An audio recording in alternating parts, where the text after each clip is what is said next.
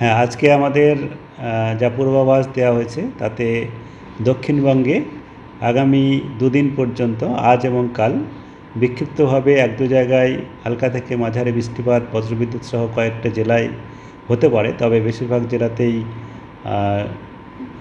বেশিরভাগ জায়গাতেই শুষ্ক আবহাওয়া থাকার সম্ভাবনা থাকছে।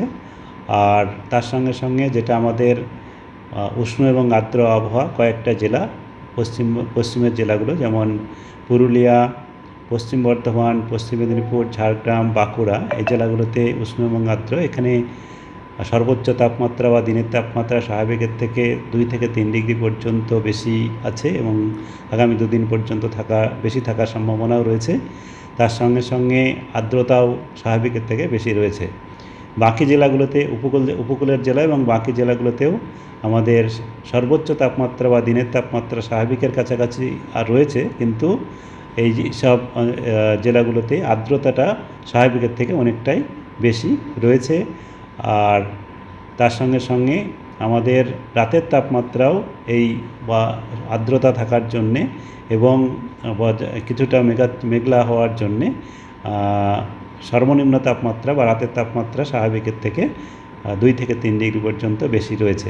এই কারণে আমাদের প্রায় বেশিরভাগ জেলাতেই কিছুটা আর্দ্রতাজনিত অস্বস্তিকর আবহাওয়া আছে এবং আগামী দুদিন পর্যন্ত এটি থাকার সম্ভাবনা থাকছে দক্ষিণবঙ্গের।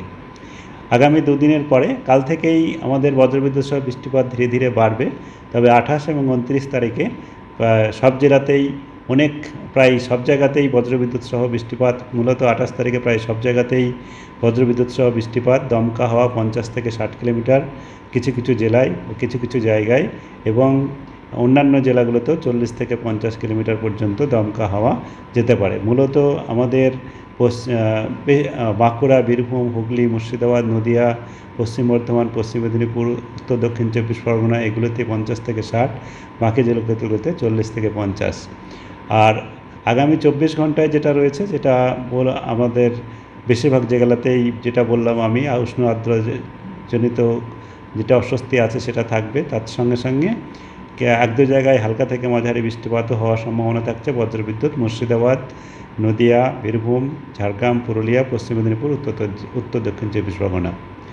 আর উত্তরবঙ্গের ক্ষেত্রে যেটা রয়েছে, উত্তরবঙ্গে আমাদের মূলত উপরের 5টা জেলা জলপাইগুড়ি, কুচবিহার, আলিপুরদুয়ার, দার্জিলিং, কালিম্পং এই 5টি জেলাতে বৃষ্টিপাত হালকা থেকে মাঝারি প্রায় সব জায়গাতেই কয়েকদিন ধরে হচ্ছে এবং এটি কন্টিনিউ করবে। এটা আগামী দুদিন পর্যন্ত থাকবে। দুদিনের পর থেকে 2 বা 3 দিনের পরে থেকে বৃষ্টিপাত উত্তরবঙ্গে উপরের 5টা জেলাতে কমবে এবং অন্যান্য জেলাতেও কমবে।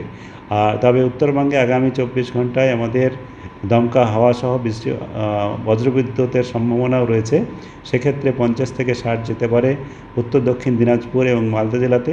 আর ভারী বৃষ্টিপাতেরও বলা হয়েছে আমাদের দক্ষিণ দিনাজপুর এবং কালিম্পং জেলাতে এবং আগামীকাল জলপাইগুড়ি জেলাতে 1-2 জায়গায় হতে পারে। কলকাতা তার পার্শ্ববর্তী অঞ্চলের জন্য যেটা বলা হয়েছে, কলকাতা পার্শ্ববর্তী অঞ্চলে আংশিক মেঘলা আকাশ থাকবে বেশিরভাগ সময়ই। আর সর্বোচ্চ তাপমাত্রা 35 থেকে 36, যেমন যেটা স্বাভাবিকের কাছাকাছি, সেটি আগামী দুদিন পর্যন্ত থাকবে, তারপরে কমবে। আর আগামী দুদিনে মানে আজ এবং কাল বৃষ্টিপাতের সম্ভাবনা কম, তবে 28, 29 এই দুদিনে কলকাতাতেও বজ্রবিদ্যুৎ সহ বৃষ্টিপাত এবং দমকা হওয়া 40 থেকে 50 পর্যন্ত সম্ভাবনা রয়েছে। এবং কলকাতা সহ বাকি জেলাতেও আমাদের তাপমাত্রা দুদিনের পরে, আজ এবং কালকের পরে ক্রমশ 2 থেকে 4 ডিগ্রি পর্যন্ত কমে যাওয়ার সম্ভাবনা রয়েছে বজ্রবিদ্যুৎ সহ বৃষ্টিপাতের কারণে। এই হচ্ছে এখন আমাদের পূর্বাভাস।